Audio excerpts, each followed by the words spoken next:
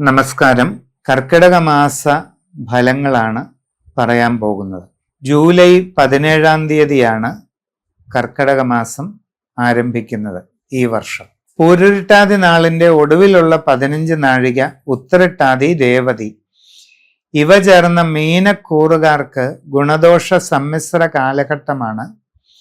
വിചാരിക്കുന്നത് പോലെ എല്ലാം തന്നെ കൃത്യമായി ഉടനെ നടക്കണമെന്നില്ല. പല കാര്യങ്ങളിലും തടസ്സങ്ങൾ ഉണ്ടാകാം. സാമ്പത്തികമായി ചില ബുദ്ധിമുട്ടുകളോ ഞെരുക്കങ്ങളോ അല്ലെങ്കിൽ സാമ്പത്തിക നഷ്ടങ്ങളോ പാഴ്ചെലവുകളോ ഒക്കെ വന്നേക്കാം. കരുതലോടുകൂടി എല്ലാം ചെയ്യുക. പണമിടപാടുകൾ ശ്രദ്ധിച്ച് നടത്തുക. യാത്രാക്ലേശം, അലച്ചിൽ, ആരോഗ്യപരമായി ചില അസ്വസ്ഥതകൾ ഇതൊക്കെ ഉണ്ടായേക്കാം. സൂക്ഷ്മതയോടെ പ്രവർത്തിക്കുക. നിങ്ങളുടെ കർമ്മരംഗത്ത് അത്ര തൃപ്തികരമല്ലാത്ത മാറ്റങ്ങൾക്കിടയുണ്ട്. വേണ്ടത് ശ്രദ്ധയോടെ ചെയ്യുക. പുതിയ ജോലിക്ക് ശ്രമിക്കുന്നവർക്ക് ഒരല്പം കാലതാമസം വരാം. പരിശ്രമം തുടരുക. അന്യരാജ്യങ്ങളിൽ പോകാൻ ശ്രമിക്കുന്നവർ ശ്രദ്ധിച്ച് വേണം മുമ്പോട്ട് നീങ്ങേണ്ടത്. ധനനഷ്ടങ്ങൾ ഒഴിവാക്കാൻ പ്രത്യേകം കരുതലെടുക്കുക.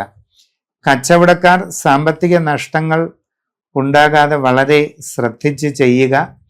നിങ്ങളുടെ ബിസിനസ് രംഗത്തെ പറ്റി പഠിച്ചു മുമ്പോട്ട് പോവുക. നിങ്ങളുടെ ബിസിനസ് മേഖല അതേപടി നന്നായി നിലനിർത്തിക്കൊണ്ടു പോകാൻ കരുതലോടെ പ്രവർത്തിക്കുക. കസ്റ്റമർമാരുമായുള്ള ബന്ധമൊക്കെ നന്നായി തുടരുക. ഇങ്ങനെയുള്ള കാര്യങ്ങളൊക്കെ ശ്രദ്ധിച്ച് നടപടിയെടുക്കുക. കുട്ടികൾ പഠനകാര്യങ്ങളിൽ നല്ല കരുതലോടെ മുമ്പോട്ട് പോകേണ്ടതാണ്. വിവാഹ ആലോചനകളിൽ ഒരല്പം കാലതാമസം വരാം. എങ്കിലും ശ്രമം തുടരുക.